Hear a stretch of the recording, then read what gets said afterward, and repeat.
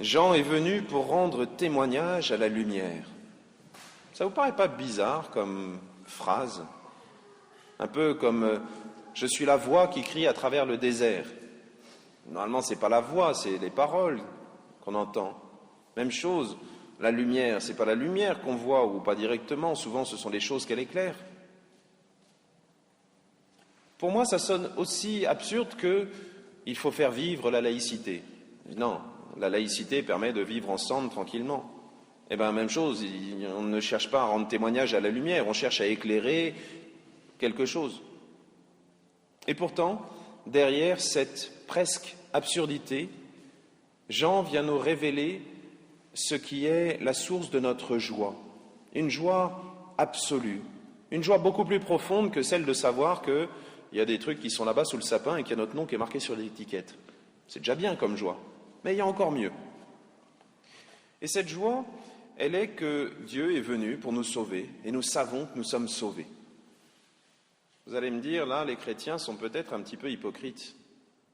Nous sommes sauvés, tant pis pour les autres.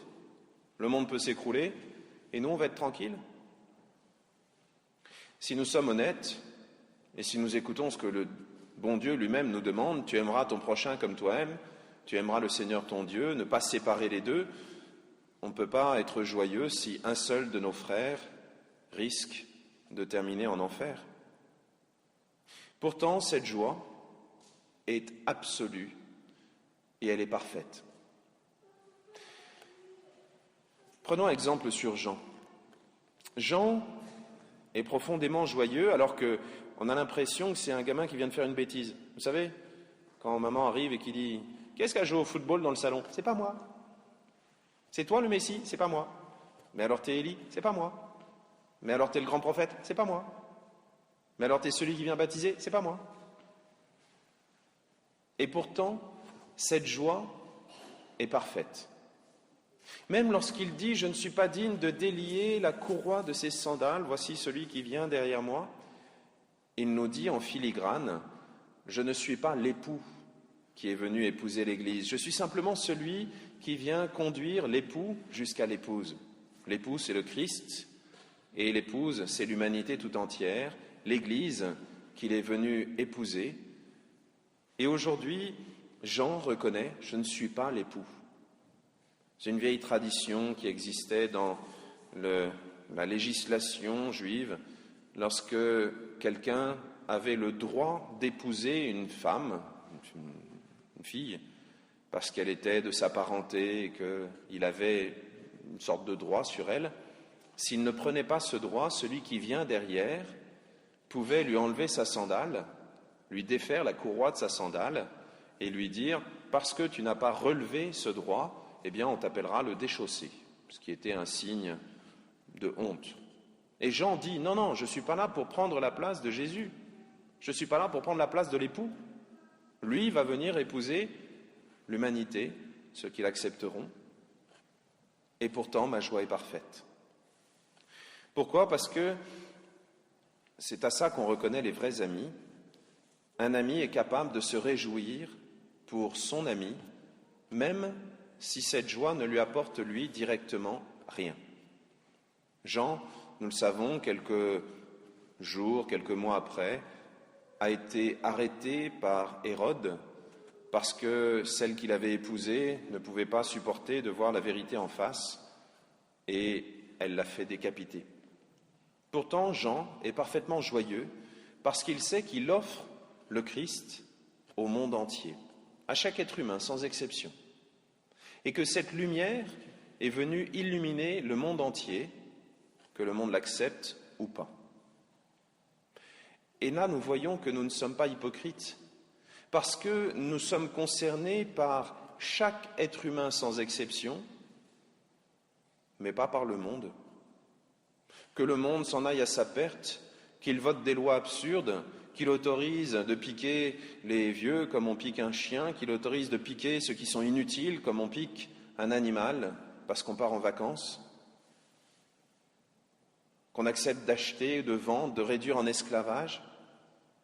Le monde se casse la figure et pourtant chaque être humain, sans exception, est aimé par Dieu.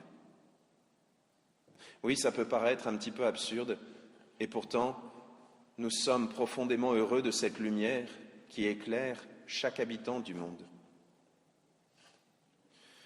Cela ne veut pas dire que nous devons rester absolument en retrait. Prenons un cas parfaitement pratique. En France, nous nous targuons de respecter les droits de l'homme, de les défendre même.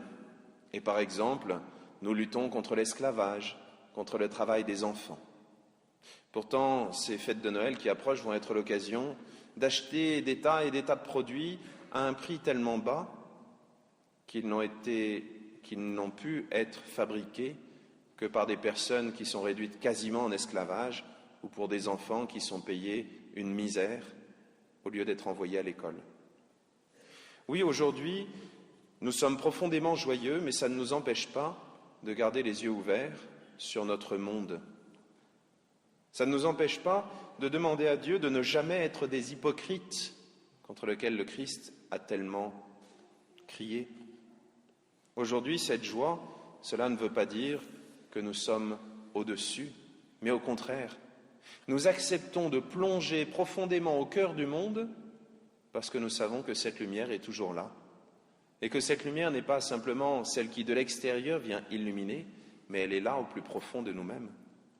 Alors, quelles que soient les bêtises dans lesquelles le monde est en train de s'enfoncer, nous savons que Dieu est là, nous savons qu'il est là pour nous savons qu'il est là pour chacun, nous savons que même avec nous, Dieu est capable de sauver même ceux qui sont loin.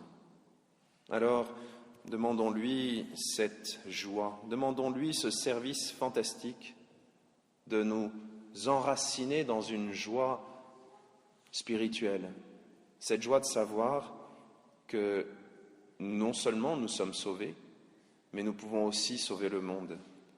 Que Dieu nous aide à illuminer chaque instant de notre vie et de la vie de notre prochain. Amen.